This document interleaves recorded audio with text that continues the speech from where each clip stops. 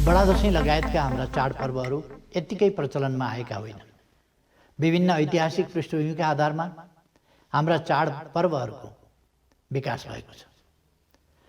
समाज निर्माण हुने क्रममा, सभ्यताहरू विकसित र सुगठित हुने क्रममा यस्ता चाडपर्वहरू निर्माण भएका छन्। सामाजिक सुप्रबन्ध कायम गर्नका लागि निर्माण भएका यस्ता चाडपर्वहरू समयक्रममा हासिल भएका अनुभव र अनुभूतिहरूबाट समृद्ध हुँदै प्रयोग र प्रचलनमा रहेका हुन्। नाता, साइनो र सम्बन्ध, तिनका महत्त्व र मर्यादा एवं तिनको परिपालना र सुप्रबन्धका लागि हाम्रा पूर्वज र अग्रजहरूले बहुतै बुद्धिमत्ताका साथ यस्ता विभिन्न चाडपर्व र उत्सवहरूको विकास गरेका हुन्। यी चाडबाडहरू केवल पर्व र उत्सवहरू मात्रै होइनन्, सामाजिक प्रबन्धका आधारहरू हुन्। हाम्रो सभ्यता, हाम्रो संस्कृति र हाम्रा मूल्य मान्यताहरू यिनै सामाजिक प्रबन्धहरूका आधारमा विकसित भएका छन्। खासमा चाडपर्वहरू समाजलाई एकीकृत र आकर्षित गर्ने चुम्बकहरू हुन्, साथै समाजलाई सहज सञ्चालन गर्ने लुब्रिकेन्ट्स हुन्। त्यसैले यी चाडपर्वहरूका सकारात्मक अन्तर्यहरू जो महान र जीवन्त छन्, यिनलाई अपनाउनु र अगाडि बढाउनु आवश्यक छ। त्यसैले यस्ता चाडपर्वहरूलाई नितान्त पुरातन मान्यताका रूपमा मात्रै बुझ्दा र अस्वीकार गर्दा सिङ्गो समाजलाई निरर्थक, निरस र प्रयोजनहीन जस्तो बनाउँछ। तर चाडबाडका नाममा हुने गरेका केही नकारात्मक पक्षहरूलाई भने हटाउनु आवश्यक छ। औचित्य र आवश्यकताको वास्तै नगरी, आफ्नो सामर्थ्यको समेत ख्याल नगरी आँखा चिम्लिएर उत्सव मनाउँदा फजुल खर्चमा हौसिने जस्ता अभ्यास कुनै पनि कोणबाट उचित होइन। यस्ता अभ्यासलाई सच्याएर हाम्रा चाडपर्वहरूलाई मितव्ययी र उचित बनाउन हामी सबै सजग र सचेत रहनु आवश्यक छ। भनिन्छ नि, बोट बिरुवाको रक्षा गर्नु भनेको ऐँजेरू पाल्नु होइन। आदरणीय दाजुभाइ तथा दिदीबहिनीहरू, बडा दशैंलाई विभिन्न वर्ष फरक फरक परिस्थितिका बीच हामीले मनाउँदै आएका छौँ। महाविनाशकारी भुइँचालो गएको साल पनि दशैं आयो। बेघरबार भएका हामी मध्ये कतिले त्रिपाल मुनि बसेर भए पनि यस परम्परालाई धान्यौँ। पारिवारिक मिलनको चाडका रूपमा वर्षमा एकचोटि हर्षोल्लासका साथ मनाइने यस पर्वमा परदेशमा रहेका आफन्त घर आउन नपाएकोमा दुखी हुँदै हामीले पटक पटक यस्ता महान पर्वहरू मनायौँ। यस वर्ष हामी कोभिड-19 महामारीको भुमरीबीच बडा दशैं 2077लाई स्वागत गरिरहेका छौँ। यस विश्वव्यापी महामारीले नेपाललाई पनि नराम्ररी प्रभावित गरेको छ। यस घडीमा हामी परिवारमा सँगै भएकाहरू पनि परपर बस्न बाध्य छौँ। पहिले छुट्टी नमिल्दा र यस चाडमा घर जान नपाउँदा निराश हुने हामीहरू अहिले छुट्टी मिल्दा समेत चाहेर पनि घर फर्कने र परिवारमा घुलमिल हुने अवस्थामा छैनौँ। सतहमा सबै स्वस्थ देखिन्छौँ, फेरि पनि कुन बेला ओछ्यानमा पर्नुपर्ने हो र अलग अलग थन्किनु पर्ने हो टुङ्गो छैन। अनिश्चय र आशंकाको बीचमा हामी छौँ। अहिलेको यस विषम परिस्थितिमा हामीले यस महान चाडलाई विगतमा भन्दा फरक ढङ्गले मनाउनु परेको छ। आफ्ना मान्यजनहरूसँग टीका जमरा ग्रहण गर्ने क्रममा अनावश्यक नजिकिँदा हुन सक्ने सम्भावित सङ्क्रमणको खतरा ख्याल गर्नुपर्ने हुन्छ। ज्येष्ठ नागरिक, बालबालिका र कमजोर स्वास्थ्य अवस्थाका व्यक्तिहरूमा सङ्क्रमणको सम्भावना ज्यादा हुने भएकोले यसप्रति विशेष सजग भएर नै दशैं मनाउनु हुन म सबैमा आग्रह गर्न चाहन्छु। दशैंको मुखमा यस महामारीको सङ्क्रमण अहिलेसम्मकै उच्च देखिएको छ। अहिले राजधानी काठमाडौँ उपत्यका यस सङ्क्रमणको केन्द्र जस्तै बन्न पुगेको छ। यस महामारीको सङ्क्रमणको वेग थामिन अझै केही समय लाग्न सक्छ। त्यसैले यसलाई रोक्न, नियन्त्रण गर्न र सङ्क्रमितको उपचारमा सरकारले आफ्ना सम्पूर्ण प्रयासहरू केन्द्रित गरेको छ। कुनै पनि विपत्तिमा नागरिकको रक्षा गर्नु सरकारको निशर्त दायित्व हो। अहिले यस महामारीबाट जनताको जीवन रक्षा गर्नु पनि सरकारको सबैभन्दा पहिलो काम र परम कर्तव्य हो। यस दायित्वलाई पूरा गर्न तपाईको मतबाट निर्वाचित यो सरकार कुनै पनि बहानामा पछि हट्दैन। म सम्पूर्ण देशवासी दिदीबहिनी दाजुभाइहरूलाई निश्चिन्त रहन अनुरोध गर्दछु। कोभिड-19बाट सङ्क्रमित हरेक नागरिकको परीक्षण र उपचारको यथोचित प्रबन्ध यस सरकारले गर्नेछ। पहिचान, परीक्षण र उपचारमा मात्रै होइन, यस महामारी विरुद्धको खोपमा नेपाली जनताको सहज पहुँचका लागि समेत सरकार क्रियाशील रहन्छ। सामान्यतया यस्ता राष्ट्रिय विपत्तिका बेला अफवाहका तुवालो बाक्लै लाग्ने गर्दछन्। गत वर्ष चैत 11 गते पहिलोचोटि लकडाउन गरेदेखि हालसम्मै जनतालाई भयभीत र असहाय महसुस गराउने प्रकृतिका थुप्रै अफवाहहरू चलेका छन्।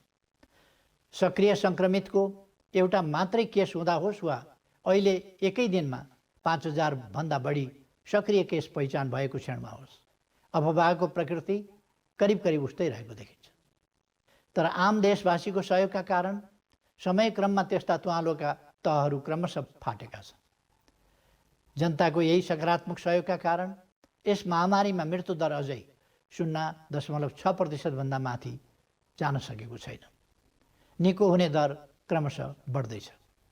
मैले भन्दै आएको छु, महामारी विरुद्धको यस लडाइँमा हामी प्रत्येक सिपाही हौँ। हामी हरेकको यस लडाइँमा आफ्नो सुरक्षा, परिवारको सुरक्षा अनि समुदाय र आम जनताको सुरक्षाको लागि योगदान हुनु आवश्यक छ। यसो भनिरहँदा सरकारले सक्ने आफै बाँच, नसक्ने जेसुकै गर भन्यो भन्ने जस्ता हल्ला फेरि पनि सुनिएको छ। महामारी र महाविपत्तिमा राज्यले सबै नागरिकको यथोचित साथको अपेक्षा गर्दछ।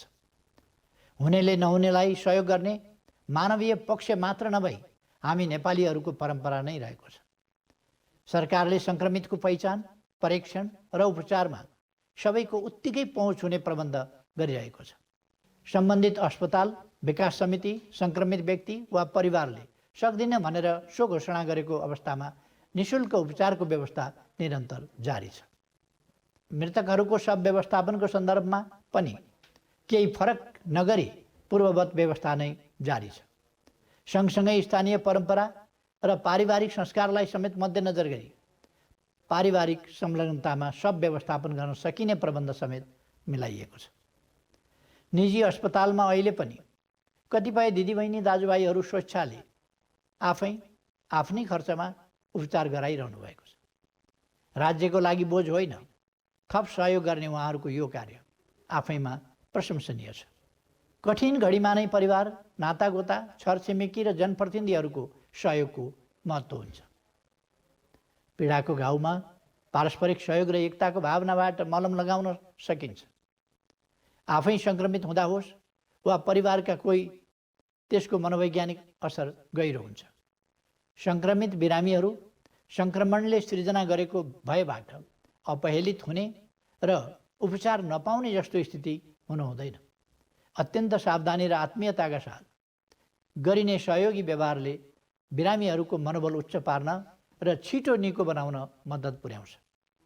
यस महामारी विरुद्धको हाम्रो लडाइँ राजनीति वा अन्य स्वार्थहरूको टकरावसँग सम्बन्धित छैन र हुनु हुँदैन।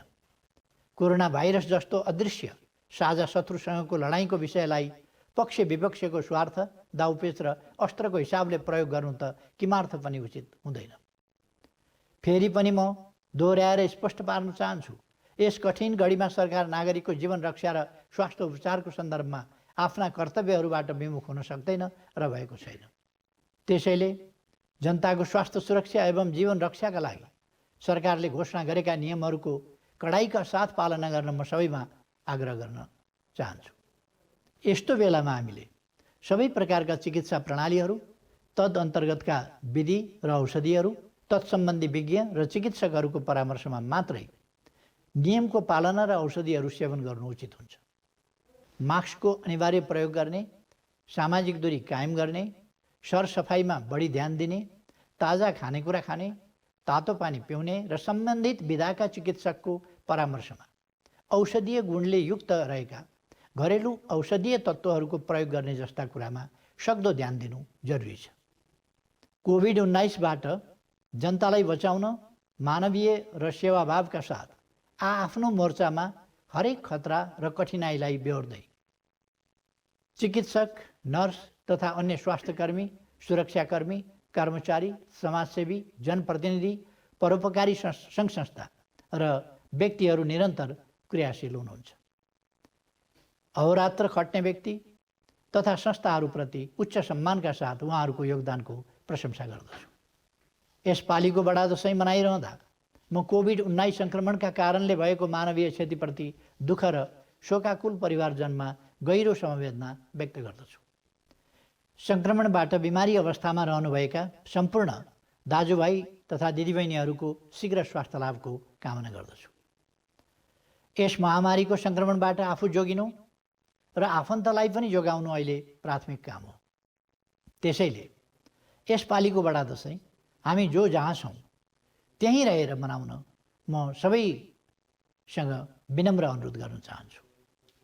सङ्क्रमणको सम्भावित खतरालाई ध्यानमा राखी मैले पनि यसपालि प्रधानमन्त्री निवासमा हुने बडा दशैँको सार्वजनिक टीका कार्यक्रम नराख्न निर्देशन गरिसकेको छु। दिदीबहिनी तथा दाजुभाइहरू, जस्तै अप्ठ्यारोमा पनि हामी नेपालीले साहस र सहजताका साथ दुःखको सामना गर्ने गरेका छौँ। यस महामारीले पनि अहिले हाम्रो परीक्षा लिइरहेको छ। अनुशासन, उच्च मनोबल, सतर्कता र पारस्परिक सहयोगबाट यसलाई परास्त गर्न सकिन्छ भन्नेमा म विश्वस्त छु। बडा दशैँ 2077 को सबैमा हार्दिक शुभकामना। धन्यवाद।